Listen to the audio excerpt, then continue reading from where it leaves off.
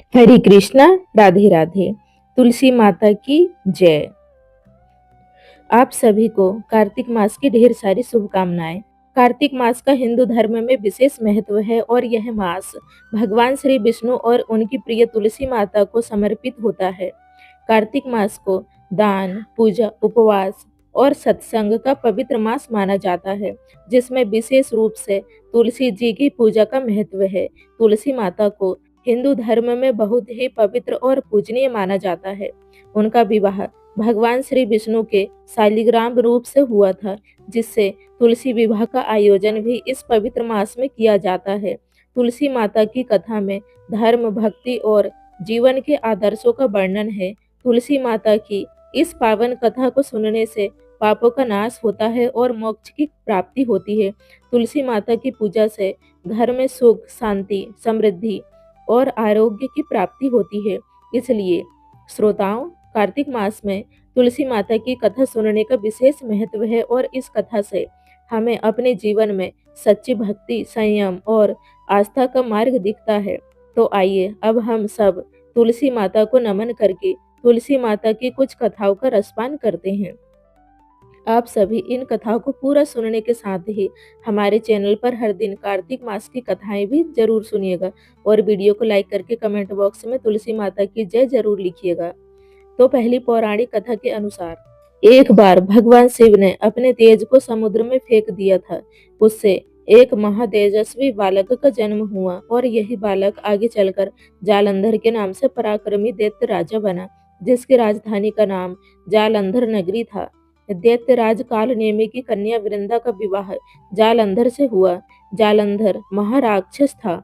अपनी सत्ता के मध्य में आकर, अपनी शक्ति के मध्य में चूर होकर उसने माता लक्ष्मी को पाने की कामना से युद्ध किया, परंतु समुद्र से ही उत्पन्न होने के कारण माता लक्ष्मी ने उसे अपने भाई के रूप में स्वीकार कर लिया। वहां से पराजित होकर वह देवी पार्वती को पाने की इच्छा से कैलाश पर्वत पर गया। भगवान देवादिदेव शिव का ही रूप धरकर माता पार्वती के समीप वह गया, परंतु माता ने अपने योग बल से उसे तुरंत ही पहचान लिया और वहां से वह अंतर्ध्यान हो गई।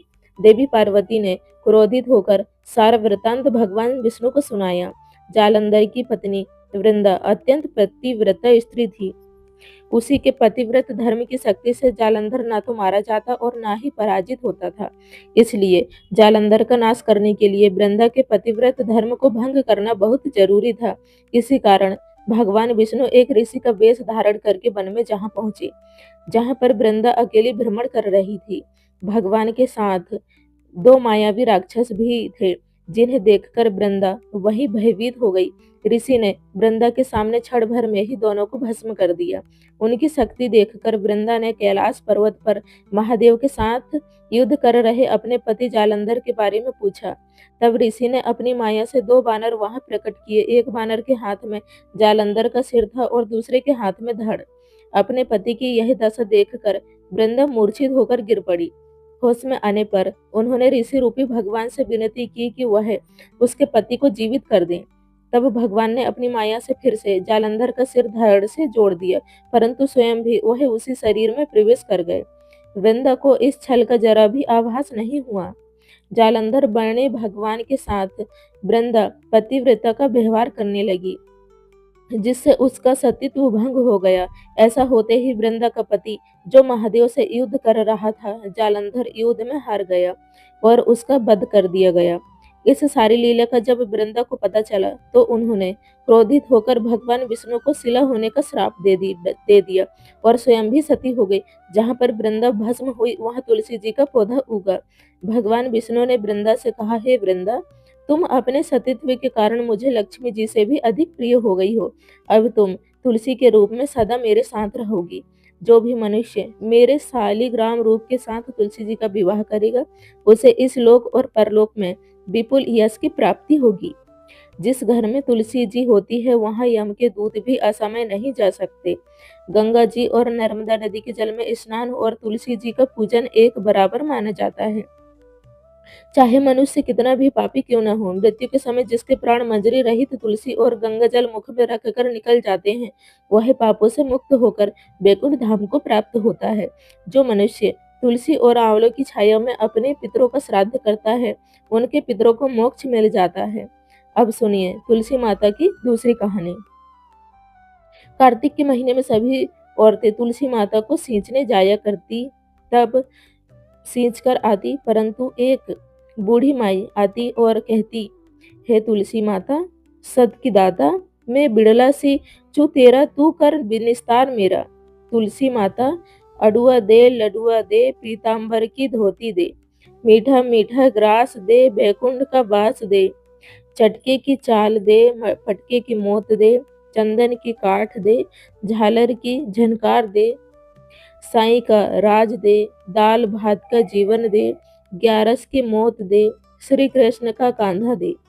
तुलसी माता से ऐसा कहने के बाद वह बूढ़ी माई तो अपने घर चली जाया करती।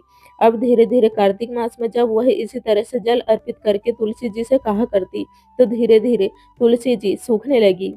एक दिन भगवान कृष्ण ने उनसे पूछा, हे तुलसी, तुम क्यों सूख रही हो?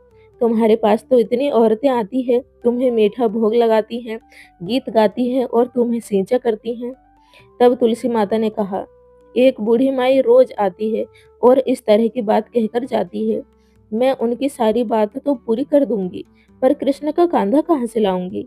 भगवान बोले, वह मरेगी तो कंधा मैं दे आऊंगा। और फिर कुछ दिनों के बाद वह बूढ़ी माई मर गई। सारे गांव वाले इकट्ठे हुए और बूढ़ी माई को अर्थी पर रख कर ले जाने लगे, पर वह अर्थी तो इतनी भारी हो गई कि किसी से उठाई भी नहीं उठी। तब सब मिलकर कहने लगे, यह बूढ़ी माई तो इतनी पूजा पाठ करती थी, पाप नष्ट होने की माला भी फेरती थी, कार्तिक के महीने में तुलसी जी को सिंचा भी करती थी, फिर यह इतनी भारी कैसे हो गई? बूढ़ी ब्राह्मण के रूप में तभी भगवान कृष्ण वहां आए और पूछने लगे, अरे भाइयों, यह भीड़ कैसी है? तब वहां खड़े हुए लोग कहने लगे, यह बूढ़ी माई थी जो मर गई, पापन थी, इसलिए इतनी भारी हो गई कि किसी से उठाई नहीं उठ रही है। तभी भगवान कृष्ण कहने लगे, भाइयों, जरा मुझे इस बूढ़ी माई के कान में एक बात तो कहने दो, शायद उठ जाए। भगवान ने बूढ़ी माई के पास जाकर उनके कान में कहा, बूढ़ी माई, मन की निकाल ले, अडवा ले, कड़वा ले, पीतांबर की धोती ले, मीठा मीठा ग्रास ले, बैकुंठ का पास ले, चटक की चाल ले, चंदन की काठ ले, झालर की झनकार ले, दाल भात का जीवन ले और ले, कृष्ण का कांधा भी ले। इतना सुनना था कि बुढ़िया हल्की हो गई और भगवान अपने कांधे पर उसको लेकर चले गए। फिर बुढ़िया को मुक्ति मिल गई। जिस दिन बुढ़िया की मृत्यु हुई वह दिन एकादशी का दिन था। कहते हैं कि एकादशी के दिन यदि किसी की मृत्यु हुई हो तो उसको मोक्ष मिल जाता है। हे तुलसी माता, जैसे मुक्ति बूढ़ी माई की, वैसे ही हमारी भी करना, और जैसे उनको कंधा मिला वैसे ही हमें भी कान्हा जी का कंधा देना। प्रेम से बोलिए, तुलसी माता की जय। श्री कृष्ण भगवान की जय। तुलसी माता के साथ ही कार्तिक मास में सबसे ज्यादा सुने जाने वाली इल्ली और घुन की कहानी भी। एक बार एक इल्ली और एक घुन था। इल्ली बोली, आओ घुन, कार्तिक का स्नान करें। तो घुन कहने लगा, तू ही स्नान कर, मैं तो नहीं करूंगा। बाद में इल्ली तो राजा की लड़की के पल्ले से लकर कार्तिक स्नान कर ली, लेकिन घुन ने एक दिन भी इस कार्तिक स्नान नहीं किया, दोनों मर गए। बाद में इल्ली का कार्तिक स्नान के पुण्य के कारण एक राजा के घर में जन्म हुआ और घुन उसी राजा के घर में एक गधा बन गया। राजा ने अपनी बेटी का विवाह किया। बेटी ससुराल जाने लगी तो उसने अपनी पालकी रुकवाई और राजा से कहा कि मुझे यह गधा भी चाहिए। तब राजा ने कहा, यह मत लेकर जाओ, चाहे धन और दौलत ले जाओ। पर लड़की नहीं मानी, कहने लगी, मुझे तो यही चाहिए। अब गधे को रथ के साथ बांध दिया तो गधा दौड़ने लगा। महल में पहुंचने पर गधे को महल के नीचे बांध दिया गया। जब लड़की नीचे उतरती तो गधा कहता, मुझे पानी पिला दो।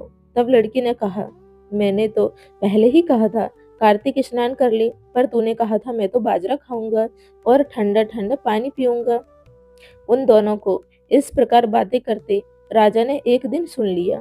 तब राजा ने कहा कि मुझे सारी बात बताओ। तब रानी यानी कि जो राजा की लड़की थी वह कहने लगी, अपने पति से सारी बात बताने लगी कि मैं पिछले जन्म में इल्ली थी और यह जो गधा है ना, यह घुन था। तब इससे मैंने कहा था कि तू भी कार्तिक स्नान कर ले, पर इसने एक दिन भी कार्तिक स्नान नहीं किया, जबकि मैं तो कार्तिक स्नान करती रही और कार्तिक स्नान के पुण्य से इस जन्म में राजा के घर में पैदा हुई और आपके घर में अब देखिए मैं राजपाट कर रही हूँ। राजा ने जब बात सुनी तो राजा कहने लगा, अगर कार्तिक स्नान का इतना पुण्य है तब तो हम दोनों जोड़े से नहाएंगे। राजा और रानी ने फिर अत्यंत प्रसन्न मन से कार्तिक स्नान कर दान पुण्य किया और सारी नगरी में कलवा दिया कि सब कोई कार्तिक स्नान का नहाया हुआ पानी इस गधे पर डालेंगे, जिससे इसे भी मोक्ष की प्राप्ति हो जाएगी। हे कार्तिक महाराज, भगवान श्री हरि जैसा सुख आपने इल्ली को दिया वैसा ही सबको देना। जैसे मोक्ष की प्राप्ति उस गधे को जो अपने पूर्व जन्म में एक गुण था उसे हुई, वैसे ही मोक्ष सभी को देना। अब सुनिए तुलसी माता, भाभी और ननद की कहानी। एक समय एक परिवार में ननद और भाभी साथ साथ रहा करती थी। ननद का विवाह अभी नहीं हुआ था। वह तुलसी जी के पौधे की बहुत सेवा करती थी। नियम से तुलसी को सींचती और दीपक जलाती थी, लेकिन उसकी भाभी को यह सारी बातें बिल्कुल भी पसंद नहीं थी। जब कभी उसकी भाभी को बहुत ज्यादा गुस्सा आता तब वह अपनी ननद को ताना देते हुए कहती कि जब तुम्हारा विवाह होगा तो मैं इस तुलसी को ही बारातियों को खाने को दूंगी और तुम्हारी दहेज में भी तुलसी ही दूंगी। तुम जब देखो तुलसी की ही सेवा करती रहती हो। कुछ समय बीत जाने पर ननद का विवाह तय हो गया। विवाह के दिन भाभी ने अपने कहे अनुसार बारातियों के सामने तुलसी का वह गमला फोड़ दिया जिसकी सेवा उसकी ननद किया करती थी और तुलसी के पत्ते खाने के लिए कहा। तुलसी जी की कृपा से वह फूटा हुआ गमला कई सारे स्वादिष्ट पकवानों में बदल गया। भाभी ने गहनों के नाम पर तुलसी की मजरी से बने हुए गहने अपनी ननद को पहना दिए। देखते ही देखते तुलसी जी की मजरी से बने वह गहने भी सुंदर सोने जवाहरात में बदल गए। इतना ही नहीं, भाभी ने मारे क्रोध के वस्त्रों के स्थान पर तुलसी का जनेऊ रख दिया और वह भी रेशमी और सुंदर वस्त्रों में बदल गया। अब जब ननद अपनी ससुराल में पहुंची तो ससुराल में तो उसके दहेज की बहुत प्रशंसा हुई। यह बात भाभी के कानों तक भी पहुंची। उसे बहुत आश्चर्य हुआ। उसने सोचा कि उसने तो ननद के गहने, कपड़े और जनेऊ तक तुलसी जी के ही रखे थे, तुलसी की मंजरी रखी थी। यह सब जानकर भाभी को बहुत आश्चर्य हुआ। अब उससे तुलसी की पूजा का महत्व समझ में आ गया। उस भाभी की भी एक लड़की थी। वह तब अपनी बेटी से कहने लगी कि बेटी, तुम भी तुलसी की सेवा किया करो, तुम्हें भी तुम्हारी बुआ की तरह फल मिलेगा। वह जबरदस्ती अपनी बेटी से तुलसी की सेवा करने को कहा करती, लेकिन लड़की का मन तो तुलसी की सेवा में लगता ही नहीं था। धीरे धीरे समय बीता। भाभी की लड़की बड़ी हो गई। अब उसके विवाह का समय आ गया। तब भाभी सोचने लगी कि जैसा व्यवहार मैंने अपनी ननद के साथ किया था वैसे ही अब मैं अपनी बेटी के साथ भी करूंगी, तो यह भी गहनों से लद जाएगी और बारातियों को भी खाने में तरह तरह के पकवान मिलेंगे और ससुराल में भी इसे बहुत मान सम्मान मिलेगा। यही सोचकर भाभी बारातियों के सामने तुलसी का गमला फोड़ देती है। यही सोचकर भाभी बारातियों के सामने तुलसी का गमला फोड़ देती है, लेकिन इस बार गमले की मिट्टी ही मिट्टी रहती है। मंजरी और पत्ते भी अपने ही रूप में रहते हैं। जनेऊ ने भी अपना रूप नहीं बदला। और जब भाभी ने सभी बारातियों को खाने में तुलसी के पत्ते दिए तो यह देखकर सभी लोग और बाराती भी भाभी की बुराई करने लगी। भाभी ने लालच में आकर अपनी बेटी के दहेज में भी तुलसी के पत्ते और मंजरी आदि रख दिए थे। जब बेटी अपनी ससुराल पहुंची तो वहां पर भी उसकी बुराई ही हुई। भाभी गुस्से के मारे कभी भी अपनी ननद को नहीं बुलाती थी। एक दिन भाई ने सोचा कि मेरी पत्नी तो मेरी बहन को बुलाती नहीं है, क्यों ना मैं ही अपनी बहन से मिलकर आऊं। यह सोचकर उसने अपनी पत्नी से कहा और कुछ उपहार अपनी बहन के लिए ले जाने की बात कही। तो भाभी ने थैले में ज्वार भरकर कह दिया कि यह लो और कुछ नहीं है, तुम यही लेकर जाओ। तब भाई बहुत दुखी मन से अपनी बहन के पास चल दिया। रास्ते में वह सोचता रहा कि कोई भाई भला अपनी बहन के घर ज्वार कैसे लेकर जा सकता है। यही सोचकर वह एक गौशाला के पास रुक गया और ज्वार का वह थैला उसने एक गाय के सामने पलट दिया। तभी एक ग्वाले ने यह सब देख लिया। तब ग्वाले ने भाई से कहा कि अरे, आप गाय के सामने यह हीरे मोती और सोना क्यों डाल रहे हो? इसे तो घास डालनी होती है। तब भाई ने देखा तो वह हैरान रह गया।